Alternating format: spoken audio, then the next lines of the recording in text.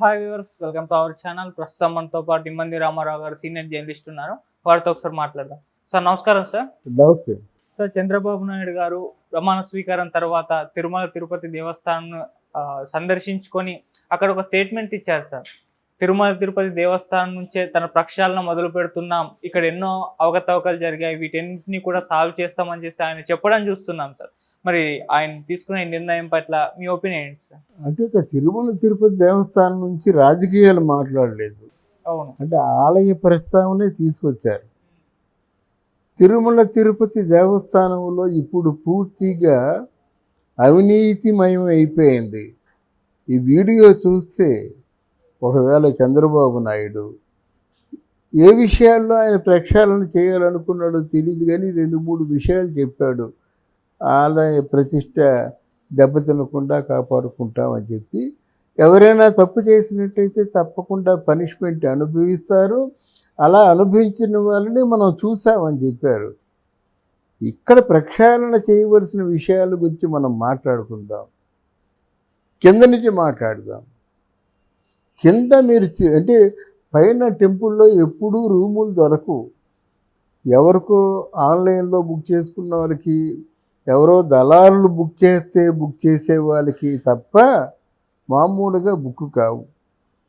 కింద హోటల్స్ విపరీతంగా రేట్లు పెంచేశారు. కింద హోటల్లో కూడా 2,000 రూపాయలు 1,500 రూపాయలకి మంచి రూమ్ రావటం లేదు. ఏమైనా ప్రక్షాళన అనే మాట ఆయన అన్నారు కాబట్టి ఏవైనా అవకాశం ఉన్నట్టయితే కింద తిరుపతిలో కూడా వాటి మీద కంట్రోల్ ఉండాలి. ఎందుకంటే వాళ్ళు ఏంటంటే ఒక పూట నుండి వెళ్ళిపోతారు, ఫుల్ రెంట్ పే చేసేస్తారు. అలా కాకుండా వాళ్ళ మీద ఒక కంట్రోల్ ఉండాలి. కొండెక్కుతున్నాం ఏమిటంటే నెలకు పులు చంపేస్తుంది మనుషుల్ని. అక్కడ ఎవరు సెక్యూరిటీ, ఎవరు ఉన్నారు? చిన్న చిన్న కర్రలు ఇచ్చి పంపిస్తే అయిపోద్దా? ఆ కర్రలతో పులి చచ్చిపోద్దా? ఆ విషయాన్ని ఆలోచించాలి. మరి టూరిజం మినిస్టరు, దేవాదాయ శాఖ మంత్రులు వీళ్ళందరూ గత ప్రభుత్వంలో ఏం చేశారో కానీ ఒక టూరిస్ట్ స్పాట్గా డెవలప్ చేయాలంటే అందులో ఉన్న అవకతవకల గురించి రోజా మాట్లాడలేదు. దేవాదాయ శాఖ మంత్రి కూడా ఎక్కడున్నాడో తెలియదు. ఈలోగా పులులేమో మనుషులు తినుకొని వెళ్ళిపోతున్నాయి. ఎలా కొండెక్కుదాం? అంతం అసలు ఆ కొండ మీద సత్రవుడు ఇంటి ఎవరి కోసం కట్టారు తెలిసిన? డబ్బున్నోళ్ళ కోసం కట్టలేదు. సప్పు చేసుకొని కొండ మీదకి వచ్చే వాళ్ళకి ఆ రామ్ బగీచా ఇట్లాంటి కొన్ని కాటేజీలు ఉన్నాయి. దాన్ని మోడర్నైజ్ చేసినప్పుడు కూడా అక్కడ 50 రూపాయలు 100 రూపాయలు రెంట్ ఉండేది. అది సజావుగా సాగిపోయే రెంట్ల మాట. 100 రూపాయలు రెంట్ ఉన్న రూము ఈరోజు 1,700 రూపాయలు తీసుకుంటున్నారు. ఏమిటండి, మనం ఆలయానికి వస్తున్నామా, అప్పులు చేసుకోవడానికి వస్తున్నామా అక్కడికి? తర్వాత రూములు అన్ని దళారులు, రికమెండేషన్ లేకపోతే రూములు లేవు. రెండోది, దాన్ని ప్రక్షాళన చేయాలి. ప్రతిదానికి లంచం దర్శనం చేయించడానికి లంచాలండి. ఇన్ని ప్రకటనలు వస్తున్నాయి. లంచం తీసుకొని 5 మందిని తీసుకెళ్తారు. 5 మంది దగ్గర 5,000, 5,10, 5 లక్షలు వసూలు చేస్తారు. ఆ గుజరాత్ నుంచి మార్వాడీలు వస్తారు. దర్శనం బాగా చేయించినట్టే 1,00,000 రూపాయలు ఇస్తారు. వాళ్ళు కాసేపు 5 నిమిషాలు దేవుణ్ణి చూపించండి అని చెప్పి దర్శనం చేయిస్తే 1,00,000 రూపాయలు ఇస్తారన్నమాట. తిరుమల తిరుపతి దేవస్థానంలో పనిచేస్తున్న వాళ్ళకి చాలామందికి ఈ పనే. వెళ్ళి దర్శనం చేయించడం, ఇంత బాగా దర్శనం చేయించారనుకోండి, డబ్బులు చూడరు వాళ్ళు. ఇది ముందు అరికట్టాలి. తర్వాత ఆలయంలో ఒక 60 మంది, దాదాపు 100 మంది పనిచేస్తున్నారు. ఈ 100 మంది అన్యమతస్థులు. మరి మీ గుడి తాలూకు ఆచారాలు ఏమైపోయాయి, సంప్రదాయాలు ఏమైపోయాయి? అన్యమతస్థుల్ని మీరు ఉద్యోగంలో పెట్టొచ్చా? అన్యమతస్థులు మీ తాలూకు గర్భగుడిలో ప్రవేశించవచ్చా? అన్యమతస్థులు మీ ప్రసాదాన్ని తిరస్కరించవచ్చా? తిరుపతి లడ్డు అంటారు వాళ్ళు, లడ్డు బాగుందంటారు. ఆ తిరుపతి అనే మాట పలకడానికి కూడా వాళ్ళకి కష్టమే. అటువంటి వారిని మాత్రం ఆలయంలో ఉంచకూడదు. తర్వాత దర్శనం విషయాల్లోనూ ఎప్పుడు ధర్మ దర్శనం ఎప్పుడు ఉండాలి. మధ్యలో గ్యాప్ ఇచ్చినట్టయితే కష్టం. ఆ బ్రేక్ దర్శనాలు, ఆ దర్శనాలు అంటే ముందు క్యూ కొనసాగనివ్వండి. వచ్చే నష్టం ఏంటి? తర్వాత విఐపీలు అంటే ఎవరో ఎగ్జెప్షన్, అంటే ఓ స్టేటు పెద్ద లీడర్సు లేకపోతే మన సెంట్రల్ లీడర్సు వచ్చినప్పుడు వైకుంఠ ద్వారం గుండా వెళ్ళొచ్చు. అంతేగాని తలమాసిన వాళ్ళు ప్రతి ఒక్కరికి కూడా వైకుంఠ ద్వారంగా వెళ్ళిపోవడం ఏంటి? అది తప్పు. అది అంటే ఏమిటి? నా డబ్బులు సంపాదిస్తే వైకుంఠ ద్వారంగా వెళ్ళిపోతావా? అలా వైకుంఠ ద్వారంగా వెళ్ళే ఆలోచన ఉంటే నిన్న చంద్రబాబుడు ఎందుకు మామూలు ఆర్డినరీ క్యూ కాంప్లెక్స్ ద్వారా వెళ్ళాడన్నమాట. క్యూలోనే వెళ్ళాడన్నమాట. మనం 500 రూపాయల టికెట్ తీసుకుంటాం కదా దర్శనం కోసం, ఆ టికెట్ వెళ్ళే క్యూలోనే వెళ్ళాడు. అలాగే మనం చేసే పనులు ఏమైనా ఐడియల్గా మనల్ని చూసి ఇంకొకరు ప్రవర్తించేలాగా ఉండాలి కానీ ఇంకోలా ఉండకూడదు. తర్వాత అంతకుముందు తిరుమల తిరుపతి దేవస్థానంలో ప్రసాదం అన్న వితరణ చాలా రుచిగా ఉండేది. ఈరోజు క్వాలిటీ తగ్గిపోయింది. అంటే ప్రసాదం అని తెలిసి కూడా పళ్ళాలు విసిరిన తర్వాత కానీ మారలేదు. దీన్ని ప్రక్షాళన చేయాలి.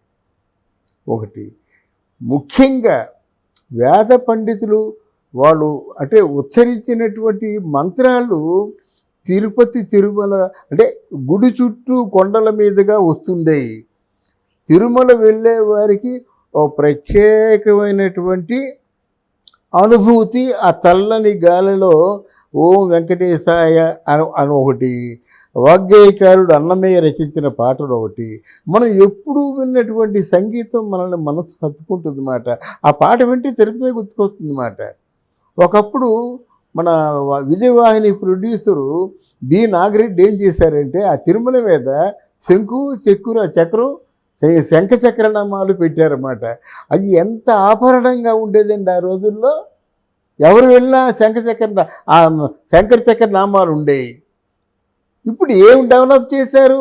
ఏమి డెవలప్ చేయలేదు. నాశనం అయిపోయింది తిరుపతి.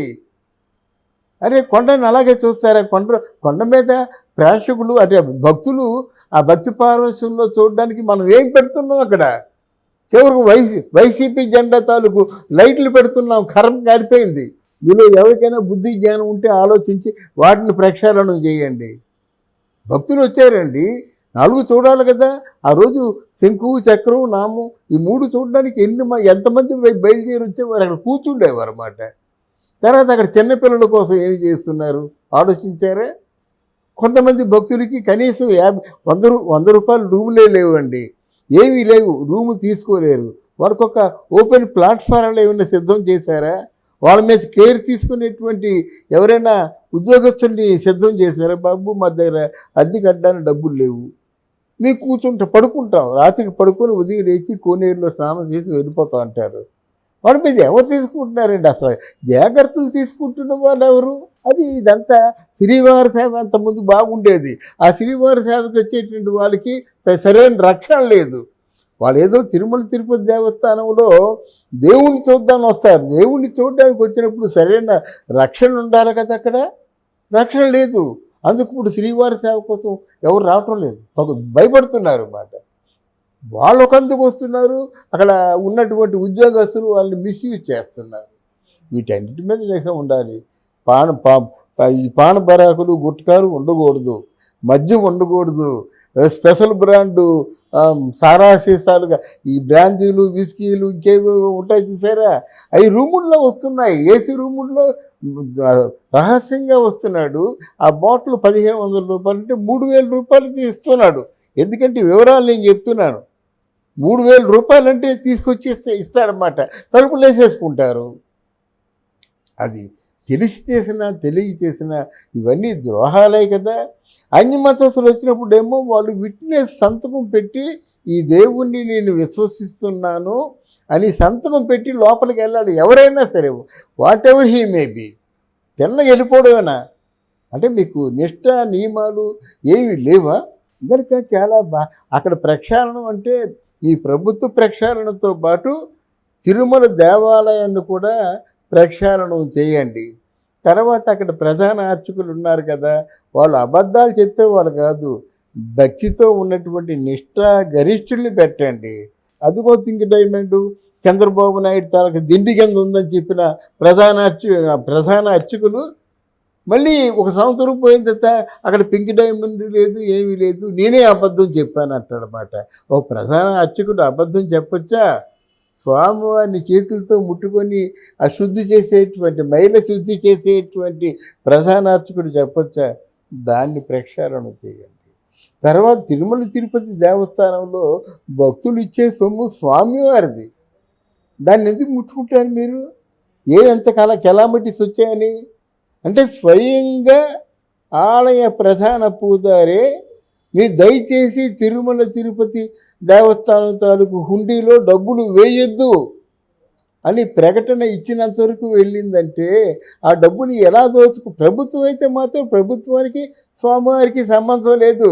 ప్రభుత్వం అయితే ఏదైనా గొప్ప అంటే జీవితంలో అందరూ పిలిగ్రిమ్స్ భక్తులు వచ్చి చూసి మురిసిపోయేటువంటి కళాఖండాలు పెట్టండి. అక్కడ శ్రీనివాస చరిత్రం ఒక బొమ్మల రూపంలో ఉందనుకోండి, అలా ఒక్కసారి మొత్తం అంతా తిరిగి వచ్చేస్తే శ్రీనివాసుడి కథ తెలిసిపోద్ది. అవి చేయండి, ఖర్చు పెట్టండి, కానీ డబ్బులు తీసుకుంటే అలాగా.